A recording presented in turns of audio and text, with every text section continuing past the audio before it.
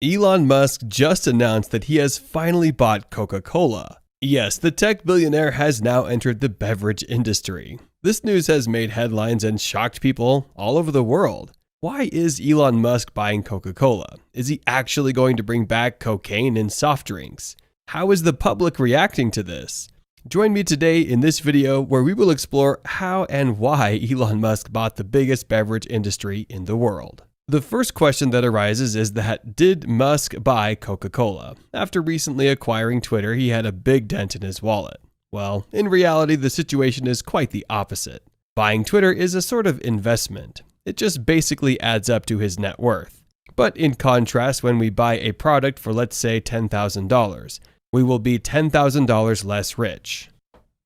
Because what we use our money on is called a consumer good, which is completely different from an investment. Since the products we buy are often used and consumed like foods and utilities, they lose their value. While on the other hand, through investments like that of Twitter, Elon Musk now owns the company. Twitter will not lose its value. Instead, he will be receiving profits from the microblogging company too. So even after buying Twitter for a whopping $44 billion, the tech guru can still buy Coca-Cola. According to the Bloomberg Billionaire Index, Elon Musk currently stands as the second richest person in the entire world. He enjoys a net worth of $129 billion. To fulfill his dream like going to Mars, he needs high returns on investments, which is why Coca-Cola seemed like the best investment opportunity. Founded in 1892 in Atlanta, Coca-Cola is the most valued beverage company in the entire world.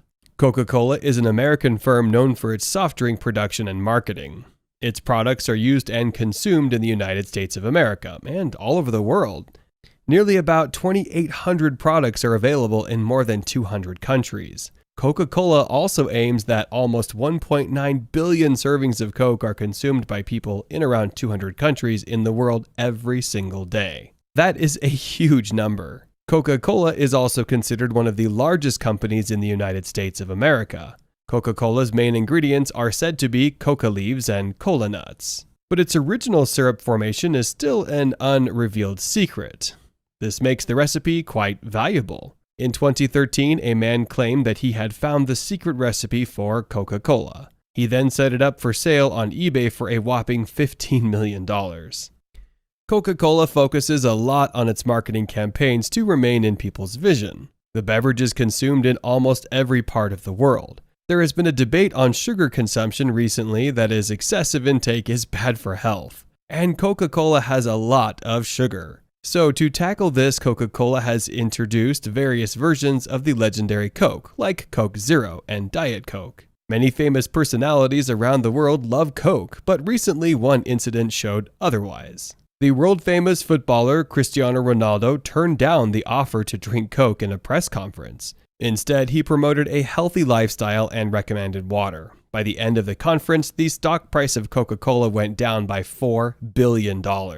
Although there were other reasons involved in the fall as well. Even after such incidents, drinking Coke has been incorporated into people's daily routine. Former President Donald Trump's love for Diet Coke is famous around the world. The former president claims that he consumes Diet Coke with every meal he takes and along with snacks too.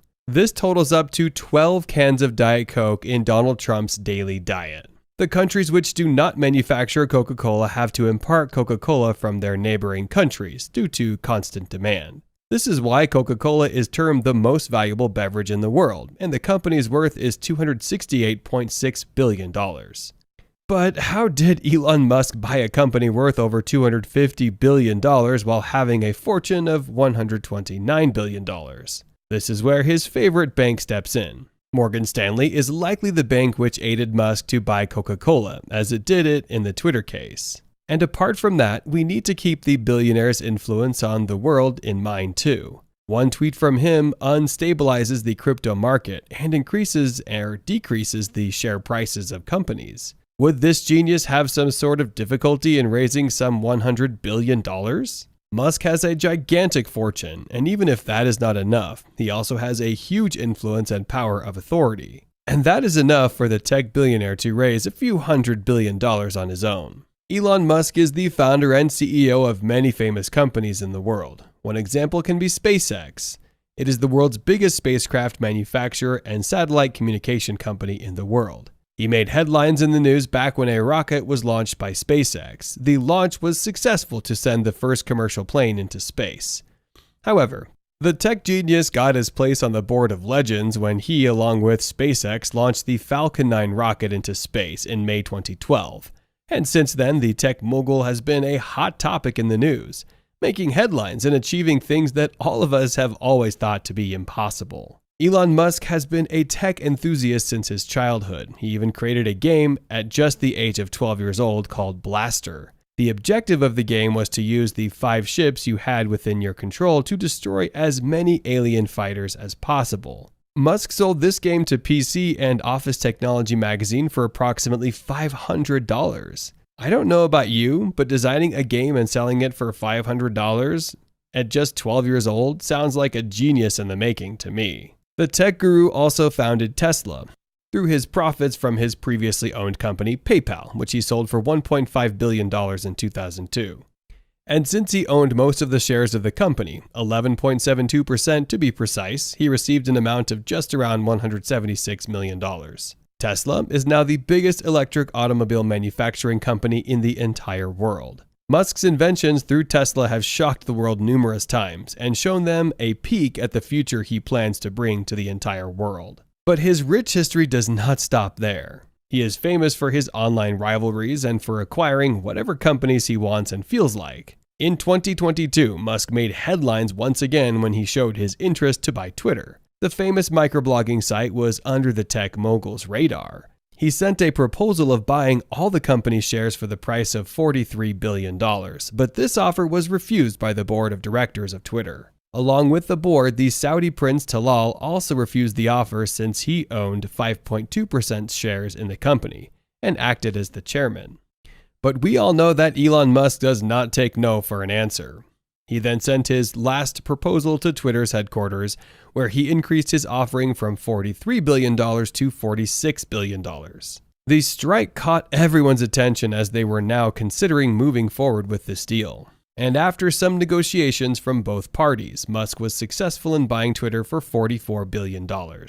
So, the question arises that after such a big purchase of Twitter, how is the tech billionaire able to afford to buy Coca-Cola? Elon Musk, who is also a self-proclaimed meme lord, posted a tweet on Twitter saying this: "Next, I am buying Coca-Cola to put the cocaine back in." This tweet caused havoc in the public as everyone was excited to know what the tech guru had planned. The tweet went viral, gaining the attention of print and digital media, making headlines everywhere. The tweet exploded on Twitter by gaining more than 4.5 million likes, along with more than 500,000 retweets. The public responded with their versions of suggestions on the viral tweet. Some even suggested Elon Musk buy Facebook and delete it from the internet and make it clean, while some suggested him to go for Amazon, YouTube, and many other social media sites. The sole reason is just that he could. The public believe that Elon Musk can buy anything he likes and do anything he wants. So more suggestions started pouring in. An unknown Twitter user even recommended him to even buy the United States of America and fix the whole country.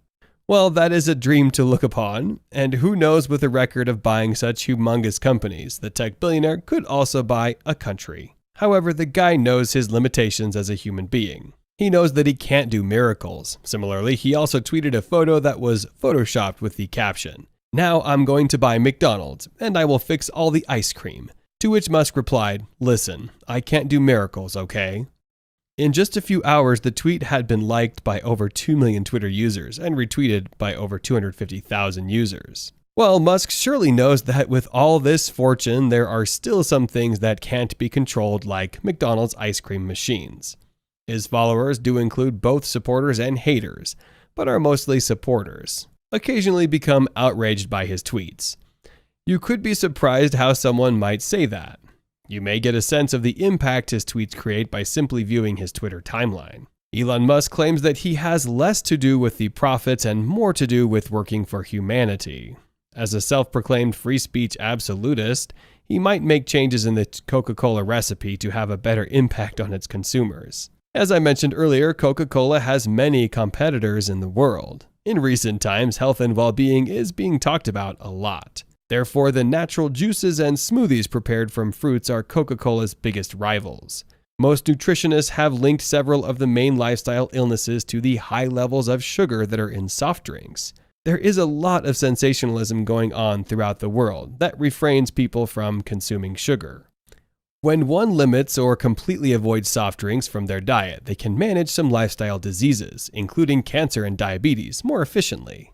Elon Musk and his team needs to design a brilliant strategy to increase Coca-Cola's marketability in this regard. But you can place your trust in the guy to do that, because we all know about his extensive experience from his time at his own companies, Tesla and SpaceX. Tesla Motors is the only automobile manufacturing company with a market valuation of over $1 trillion today, making it the most successful manufacturer in the whole world. Moreover, as a result of all the advances it has achieved in rocket and space technology, SpaceX is also another notable achievement. The company is even receiving contracts from NASA and the Pentagon due to its prestigious status as a commercial space firm. Elon Musk himself has achieved a lot, which is also recognized by the entire world.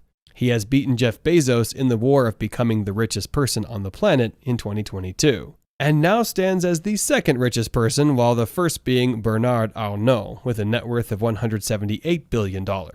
Acquiring Coca-Cola is gonna be a brand new industry for the tech-savvy Elon Musk. The reason is that he's famous and known for his contributions related to technology.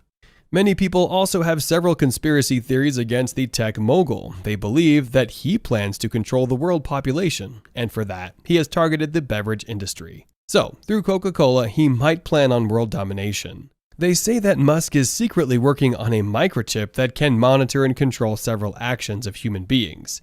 The tech guru has been working on this chip for ages and plans to control human beings all around the world. It's important to keep in mind Coca-Cola's huge consumption daily all around the world. It will be perfect for the billionaire to carry out his plan successfully and install these microneurochips in human beings through this widely consumed beverage. Can you imagine that? Microchips inside Coca-Cola? This conspiracy does not sound like it can be possible. And with so many conspiracy theories out there revolving around Elon Musk, anything could be true.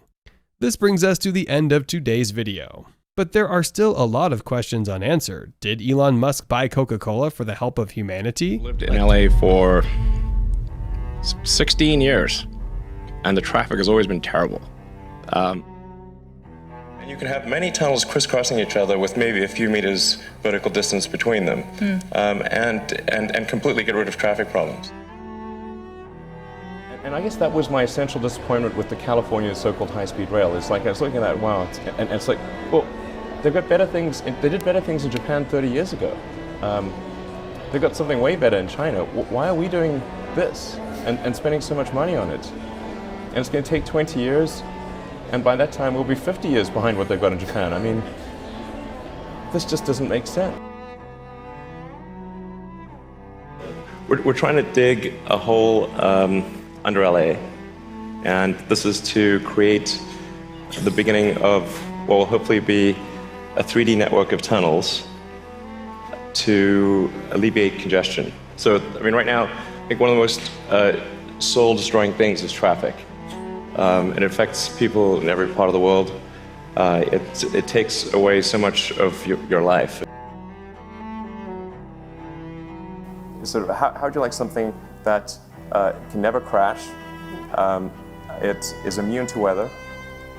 It goes 3 or 4 times faster than the sort of bullet train that's being built. Jet.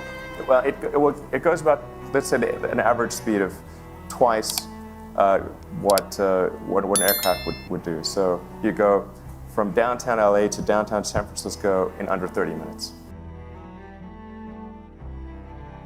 And I think we could actually make it self-powering if you just if you put solar panels on it. You generate, by back the envelope, because you generate more power than you consume in the system. And there's a way to store the power so that it would run 24/7. There's no real limit to how many levels of tunnel you can have. So you can go much further deep than you can go up. The deepest mines are much deeper than the tallest buildings are tall. So you can alleviate any arbitrary level of open congestion with the 3D tunnel network. This is a very important point. So a key rebuttal to the tunnels is that if you add one layer of tunnels, then that will simply alleviate congestion, will get used up, and then you'll be back where you started, back with congestion. But you can go to any arbitrary number of tunnels, any number of levels. But people assume traditionally it's incredibly expensive to dig, and that would block this idea. Yeah. Well, they're right. To give you an example, the LA subway extension, which is, I think it's a 2.5-mile extension that was just completed for $2 billion. So it's roughly $1 billion a mile to do the subway extension in LA. And this is not the highest utility subway in the world. It's quite difficult to dig tunnels normally. I think we need to have at least a 10-fold improvement in the cost per mile of tunneling.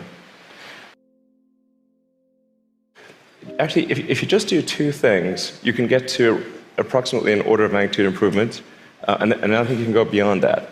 So the first thing to do is to cut the tunnel diameter by a factor of 2 or more.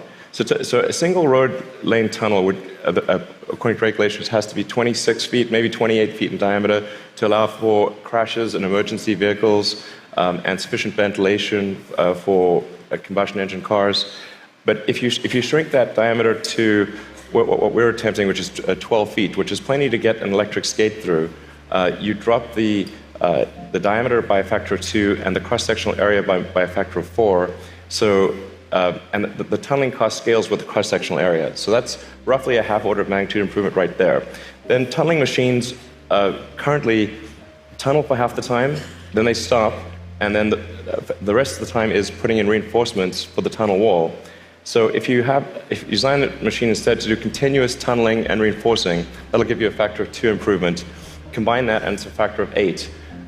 Also, these machines are far from being at their power or thermal limit. So you can jack up the power to the machine substantially. I think you can get at least a factor of 2, maybe a factor of 4 or 5 improvement on top of that. So I think there's a fairly straightforward series of steps to get somewhere in excess of an order of magnitude improvement in the cost per mile. So in looking at tunneling technology, it turns out that in order to make a tunnel, you have to, in order to seal against the water table, you've got to typically design a tunnel wall to be a good to about 5 or 6 atmospheres. So to go to vacuum is only 1 atmosphere, or near vacuum. So actually, it sort of turns out that automatically, if you build a tunnel that is good enough to resist the water table, it is automatically capable of holding vacuum. Huh. I think it's going to be quite difficult for someone to execute the Hyperloop, and the thing that will really matter is how good is that company at executing, as opposed to the basic sort of ideas of the system. So I don't think a company has to worry too much about creating value if they're really good at execution. I think probably the best example of open source is Linux, and there's lots of companies that are quite valuable, even though Linux is open source. Where something like a Hyperloop would work best is for distances that are maybe about 500 miles, but probably not more than 1,000. And that's because if you compare it to, say, an alternative being supersonic air transport, in order to go really fast with a plane, you have to climb pretty high, because the atmosphere just looks like molasses when you're going fast.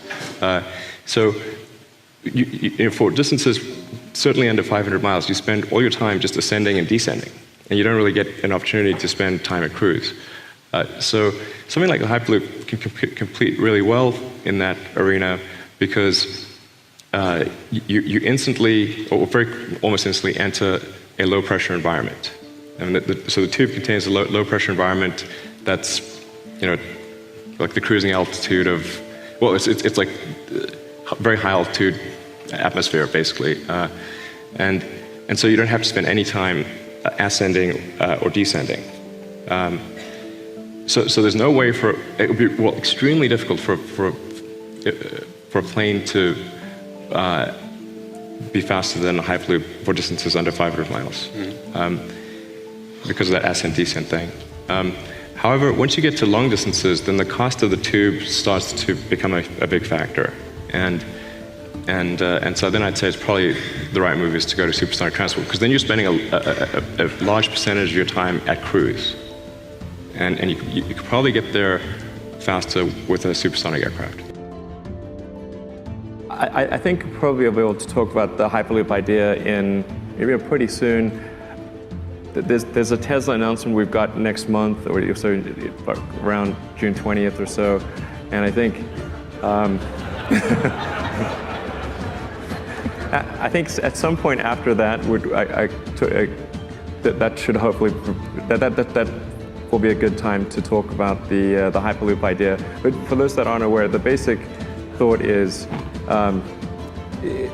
there a better way to travel quickly from, say, downtown LA to downtown San Francisco, or LA to San Francisco, that's better than the high-speed rail that's being proposed? Because the high-speed rail, that's what originally got me to think about, is there some better way to do it? Because the high-speed rail that's being proposed would actually be the slowest bullet train in the world and the most expensive per mile in the world, which is, these are not the superlatives we're looking for. Kind of like our internet here. Yeah, but I think it's a little depressing to sort of have something that's like the slowest bullet train in the world in California at enormous cost. And isn't there something better that we could come up with? And that something better is the Hyperloop? Well, I think so, probably. But I don't know what that is. Yeah. But I want to ride on it. Yeah. I think, even if I'm sort of wrong about the economic assumptions behind the Hyperloop, it would still be a really fun ride. Even if only one of it ever existed, it would be a really fun ride. What it is. How does one decide to fix LA traffic by drilling holes in the ground? And who do you even approach with that? Like, when you have this idea, who do you talk to about that? I mean, I'm not saying it's going to be successful or so, I'm not just like asserting that it's going to be successful. But so far, I've lived in LA for 16 years, and the traffic has always been terrible. And so I don't see any other ideas for improving the traffic. So in desperation, we're going to dig a tunnel, and maybe that tunnel will be successful, and maybe it won't. So what is the ultimate plan? The ultimate plan is to have these in major cities and anywhere there's mass congestion, and just try it out in LA first? Yeah, it's in LA because I mostly live in LA. That's the reason. It's a terrible place to dig tunnels. This is one of the worst places to dig tunnels because there's mostly because of the paperwork. People think it's like, what about seismic? It's like, actually, tunnels are very safe in earthquakes. Why is that? Earthquakes are essentially a surface phenomenon. It's like waves on the ocean. So if there's a storm, you want to be in a submarine. So being in a tunnel is like being in a submarine. Now the way the tunnel is constructed is it's constructed out of these interlocking segments, kind of like a snake. It's sort of like a snake exoskeleton with double seals.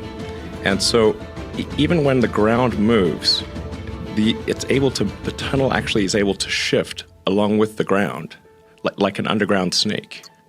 And it doesn't crack or break, and it's extremely unlikely that both seals would be broken. And it's capable of taking 5 atmospheres of pressure. It's waterproof, methane-proof, gas-proof of any kind, and meets all California seismic requirements. Neither I nor SpaceX are doing anything to try to commercialize the Hyperloop. There are, I think, at least 2, maybe more than 2 companies that have formed that are completely independent of me or SpaceX that are working towards commercializing the Hyperloop technology or the Hyperloop idea or design. What SpaceX is doing is we're going to just create a little student competition for Hyperloop ideas. So kind of like around the way that Formula SAE works. where students can come up with a design and compete against each other to design the best pod. So what SpaceX will do is just construct about a mile-long low-pressure tube, nearly vacuum tube, basically, in which students can kind of race their pods. So it's just basically to support, get students excited about engineering.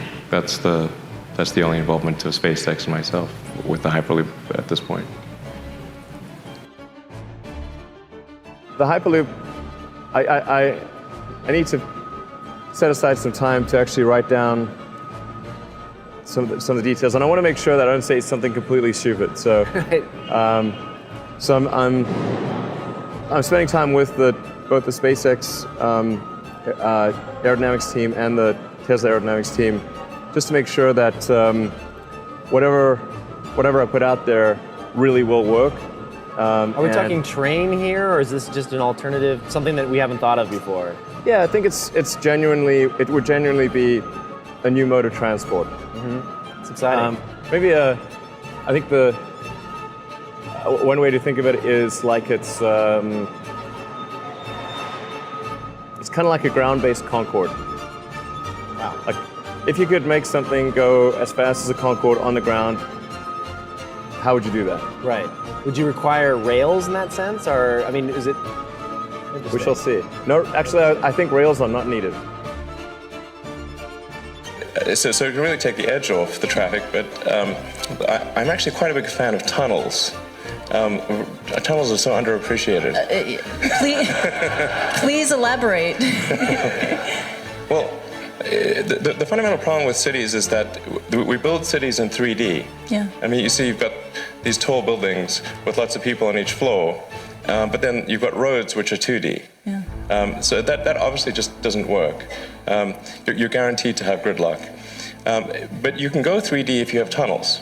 And you can have many tunnels crisscrossing each other with maybe a few meters vertical distance between them, and completely get rid of traffic problems. And it's my understanding that actually Hong Kong is in the process of building some tunnels, and I was very pleased to hear that.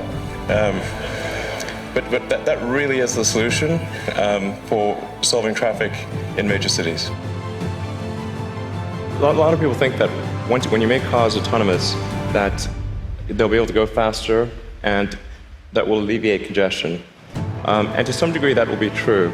But once you have shared autonomy where it's much cheaper to go by car, and you can go point to point, the affordability of going in a car will be better than that of a bus. Like, it will cost less than a bus ticket. So the amount of driving that will occur will be much greater with shared autonomy, and actually traffic will get far worse. At some point, indistinguishable from reality. Where we'll lose this. We'll lose this. Like, you and I are just looking at each other through our eyes. I see you, you see me. I hope. You think so? I think you probably have regular eyes. This could be some simulation. It could.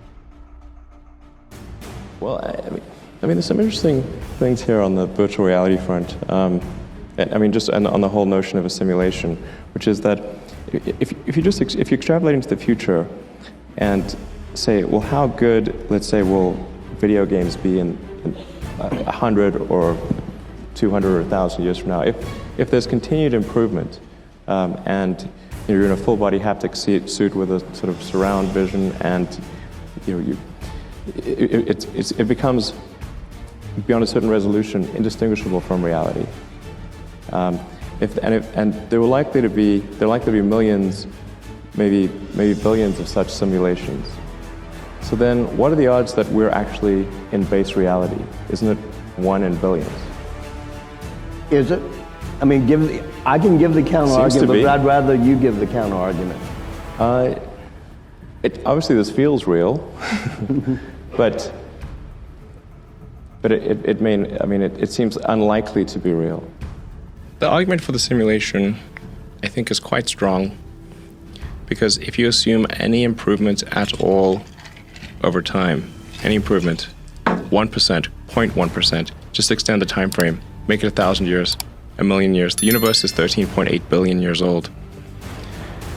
What would civilization, if you counted if you're very generous, civilization is maybe 7,000 or 8,000 years old, if you count it from the first writing.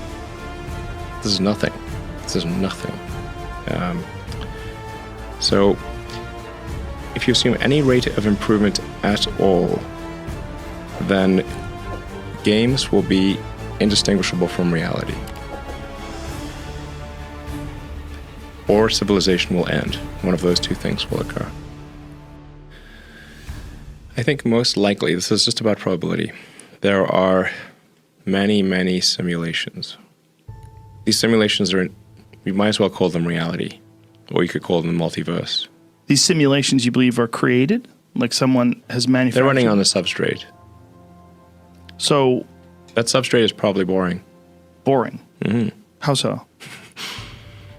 Well, when we create a simulation, like a game or a movie, it's a distillation of what's interesting about life. You know, like it can take a year to shoot an action movie, and then that's all distilled down into 2 or 3 hours. So, let me tell you, if you see an action movie being filmed, it's boring, super boring. There's like lots of takes. Everything's in a green screen. Looks pretty goofy. Doesn't look cool. But once you add the CGI and have great editing, it's amazing. So I think most likely, if we're a simulation, it's really boring outside the simulation. Because why would you make a simulation that's boring? You'd make a simulation way more interesting than base reality. Strongest argument for us being in a simulation, probably being in a simulation, I think is the following. That 40 years ago, we had Pong, like 2 rectangles and a dot. That was what games were. Now, 40 years later, we have photorealistic 3D simulations with millions of people playing simultaneously, and it's getting better every year. And soon we'll have virtual reality, augmented reality. If you assume any rate of improvement at all, then the games will become indistinguishable from reality. Just indistinguishable. Even if that rate of advancement drops by 1,000 from what it is right now, then you just say, okay, well, let's imagine it's 10,000 years in the future, which is nothing in the evolutionary scale. So given that we're clearly on a trajectory to have games that are indistinguishable from reality, and those games could be played on any set-top box or on a PC or whatever, and there would probably be, billions of such, computers or set-top boxes, it would seem to follow that the odds that we're in base reality is 1 in billions. So tell me what's wrong with that argument. Is the answer yes? The argument is probably. But I just like, is there a flaw in that argument? I mean, someone. I'm not sure what the error. No. The argument makes sense. So the assumption then is that somebody beat us to it, and this is a game. No. There's a 1 in billions chance that this is base reality. Oh, okay. What do you think? Well, I think it's 1 in billions. Okay. I mean, that seems to be like clearly what it suggests. Right. And actually, I mean, arguably we should hope that that's true, because otherwise, if civilization stops advancing, then that may be due to some calamitous event that erases civilization. So maybe we should be hopeful that this is a simulation, because otherwise... So they could reboot it. Well, otherwise, either we're going to create simulations that are indistinguishable from reality, or civilization will cease to exist. Those are the 2 options. Yeah, I mean, I think it is going to, from what I've heard of Oculus Rift and some of the other immersive technologies, that it's quite transformative. You really feel like you're there. And then when you come out of it, it feels like reality isn't real. So I think we'll see probably less physical movement in the future as a result of the virtual reality stuff. Well, I think part of the reason I got interested in technology, maybe the reason was video games. So, probably wouldn't have started programming if it wasn't for video games. or wouldn't have been as interested in computers and technology if it wasn't for video games. So I think actually video games are a very powerful force for getting young kids interested in technology. It has way bigger knock-on effects than people may realize. And generally, like if we're interviewing somebody for a software engineering role at Tesla or SpaceX, many times they'll be like, how'd you start programming? It's like, oh, got into video games, over and over again. And I think many of the best software engineers in the world are at or spent much of their career at video games houses. And especially if people had to try to create incredibly realistic graphics using very little compute power, that's a hard problem. And so a lot of people had to write really tight code and come up with really clever ideas to do that. If you look at someone like, say, John Carmack, who's an amazing software engineer, but is also actually a really good aerospace engineer. Mm-hmm. And it shows, like, problem solving, I think, does transfer. Like, you figure out software engineering problem solving and transfers to other things.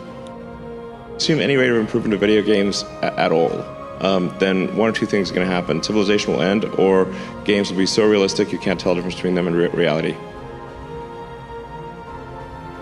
I think particularly when you see the advancement of something like video games, like say 40 years ago, you had video games, the most advanced video game would be like Pong, where you had like two rectangles and a dot.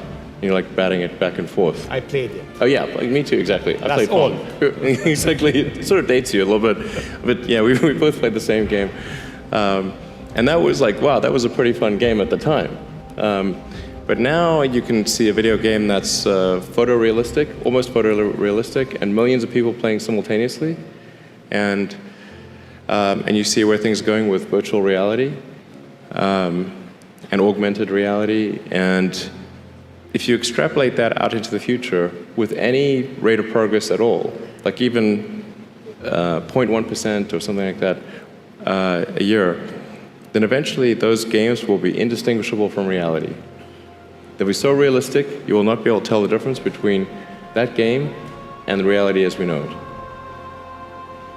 And then it seems like, well, how do we know that that didn't happen in the past? And that we're not in one of those games ourselves? You could actually even recreate like a video game that's like the most real video game where every sense that you feel is you're in the game. Like so what does that mean, this, like this could be a Neuralink video game. But so does that mean if you die in the video game, you die in real life type thing? Not necessarily. Also possible though that we're in a simulation. That we're in a simulation like the Matrix? Yeah. Well, different from the Matrix, but a simulation of sorts, yeah. Well, this whole world could be a dream. It could be a dream, yeah. Yeah, but I mean, it could be a simulation. I mean, have you ever played like these, like the advanced video games and how realistic they were getting? I know. It is like a whole nother. It is like a whole nother life. Right. Yeah. With the goggles and everything, 3D and everything. Yeah. All of that stuff. It could be that that's what we know to be Earth. Maybe we're some other creature's avatar.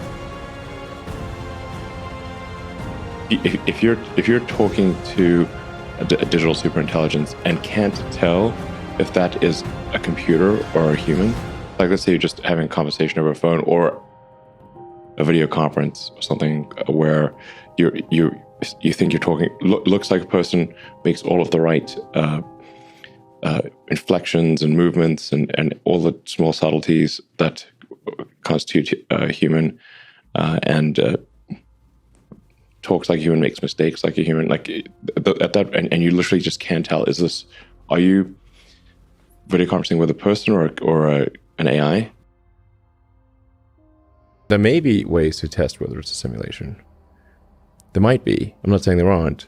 But you could certainly imagine that a simulation could correct that. Once an entity in the simulation found a way to detect the simulation, it could either restart, pause the simulation, start a new simulation, or do one of many other things that then corrects for that error.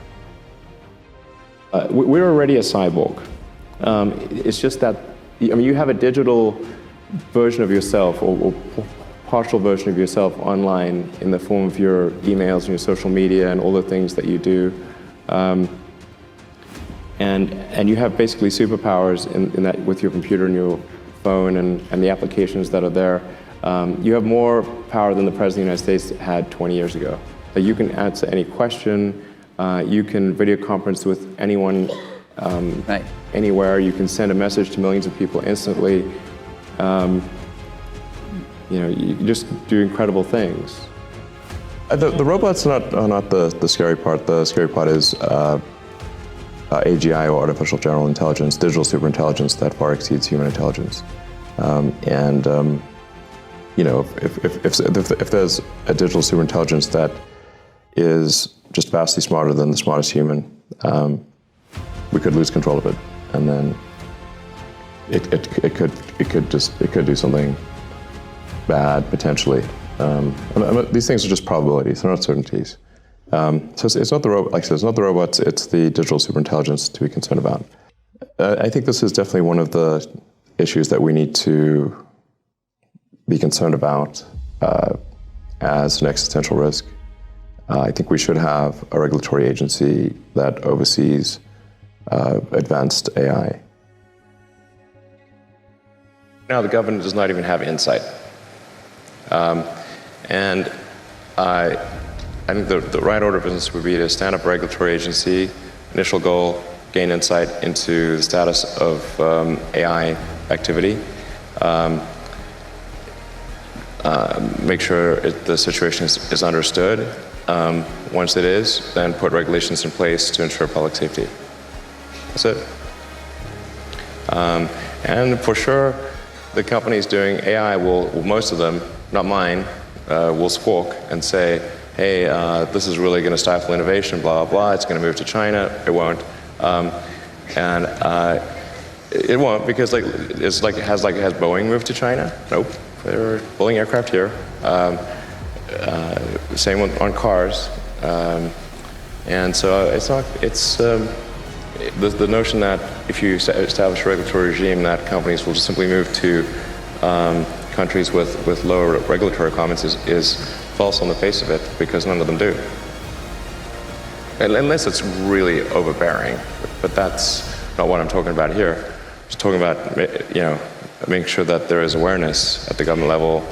I think once there is awareness, people will be extremely afraid, as they should be.